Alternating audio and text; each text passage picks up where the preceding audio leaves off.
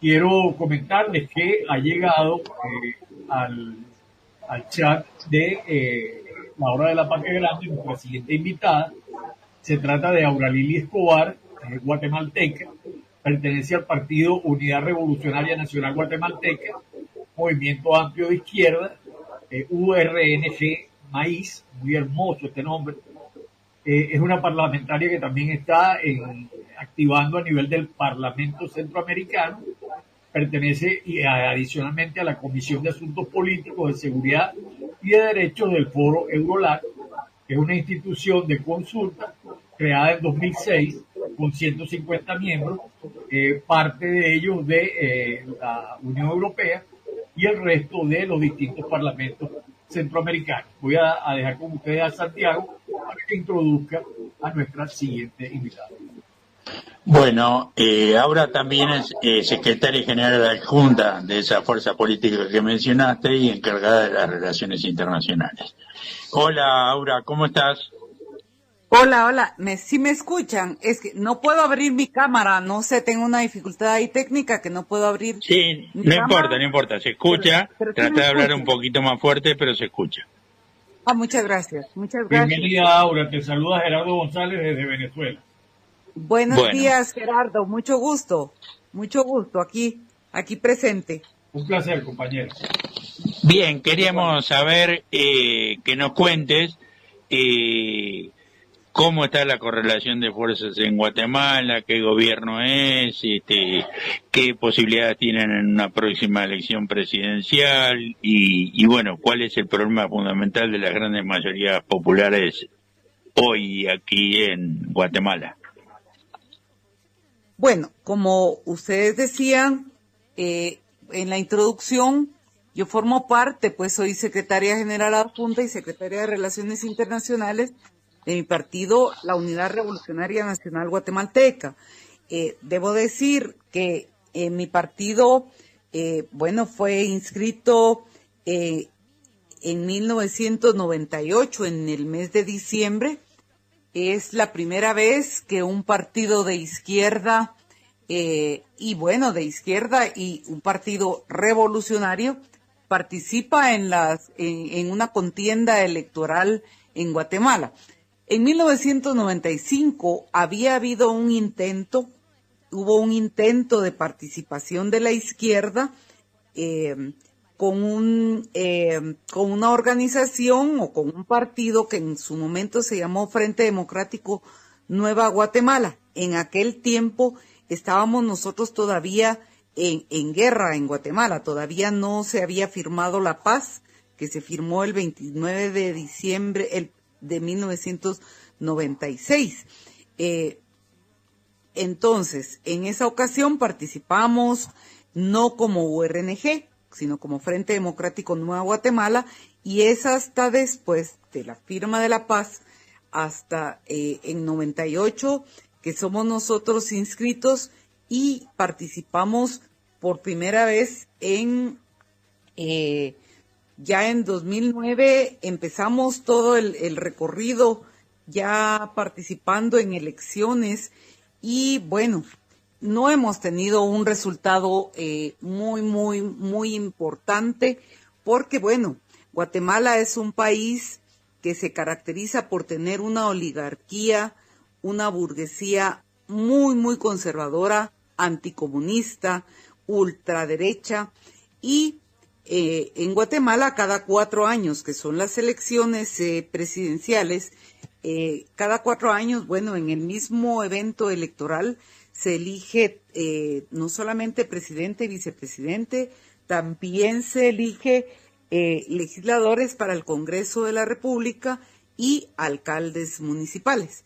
Ese evento es cada 4 años y bueno, nosotros hemos tenido algunos alcaldes cada 4 años que hemos participado, hemos tenido diputados en el Congreso de la República y bueno, lograr la presidencia en Guatemala para un país de izquierda con una sociedad permeada por el capitalismo, por el neoliberalismo y también una sociedad muy golpeada porque en Guatemala en los años 80, bueno, durante los 36 años de guerra fue una situación muy difícil para el pueblo de Guatemala, pero en los años finales de los 70 y en los 80, el Estado de Guatemala impuso una represión tan férrea que llegó hasta el grado de genocidio.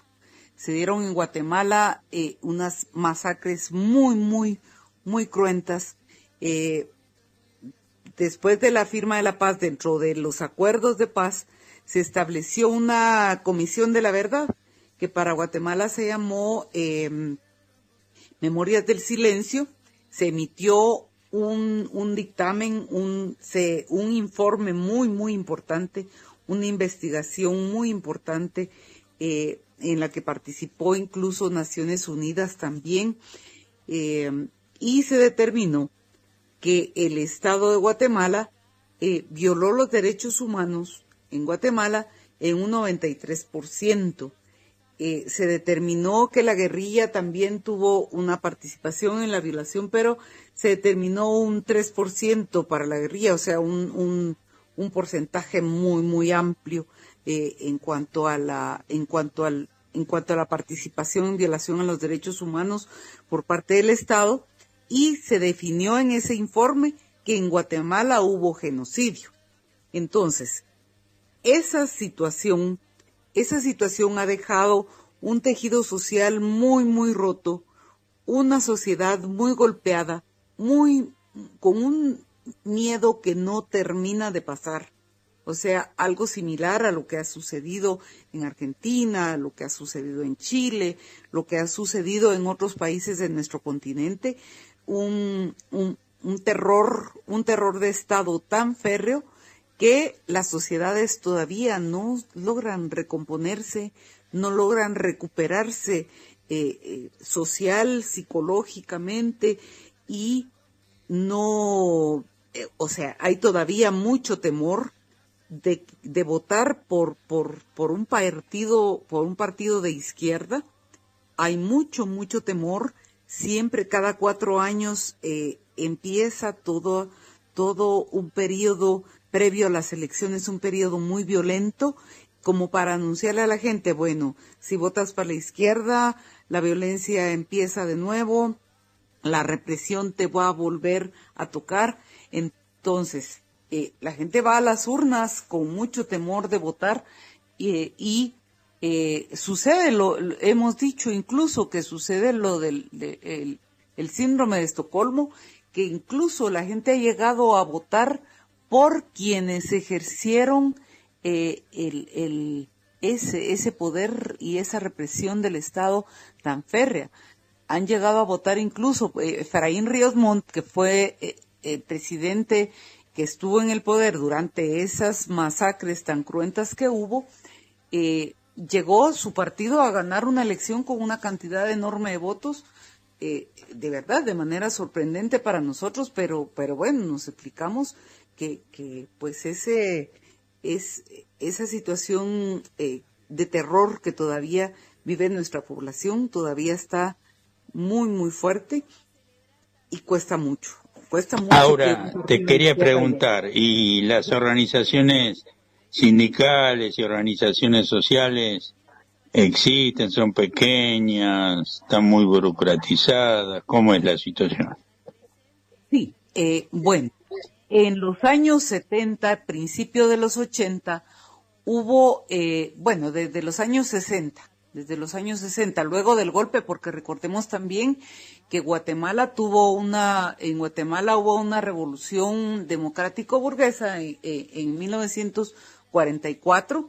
Tuvimos 10 años, que le llamamos aquí nosotros los 10 años de primavera, porque fue una revolución que se pretendió transformar la realidad de Guatemala, aunque bajo los términos burgueses, y realmente pues instaurar una democracia burguesa, pero que en cierto momento esos dos gobiernos que hubo durante esos 10 años trataron de implementar en Guatemala una reforma agraria, despojaron al imperialismo y nacionalizaron, por ejemplo, la industria bananera, el ferrocarril, que era ya el imperialismo norteamericano se había apropiado de esto.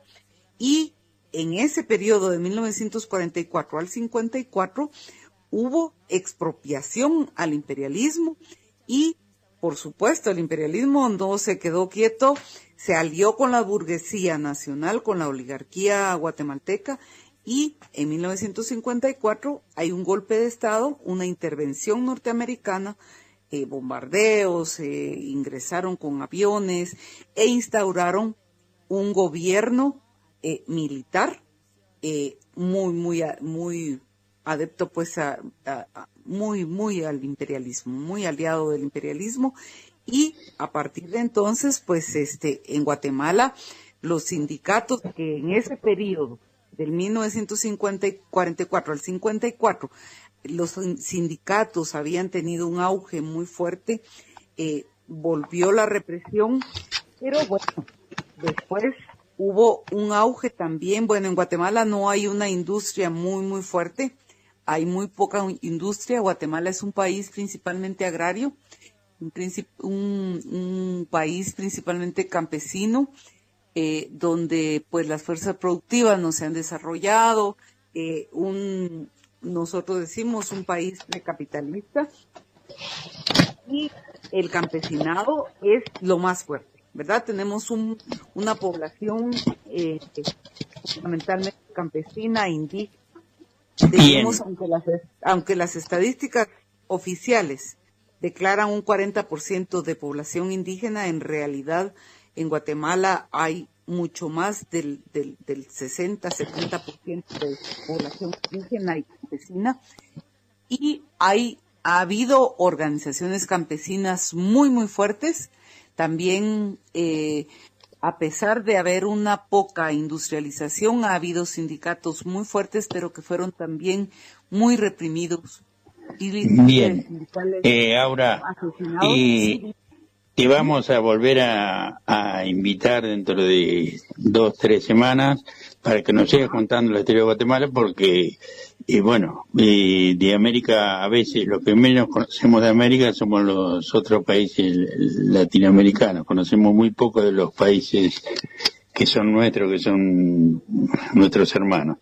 Así que, bueno, nos interesa aparte hablar de Arévalo, Arbenz, que estuvo Che Guevara también ahí, y bueno, y hasta llegar a nuestros días. Nuestra idea es volver a invitarte, si está dispuesta, varias veces más, así nos pones al día de la situación de Guatemala, y por otro lado te agradecemos muchísimo tu presencia hoy. Con muchísimo gusto, sí, con mucho gusto. Estoy dispuesta aquí a colaborar, a participar, a conocer y compartir con ustedes. Con mucho gusto. Muchas gracias. Agradezco mucho esta invitación que es vital para Guatemala, para nuestro movimiento revolucionario, y agradezco enormemente esta invitación, esta oportunidad tan grande para compartir con ustedes nuestra realidad nacional. Gracias. No, para nosotros es un gusto y te volveremos a invitar.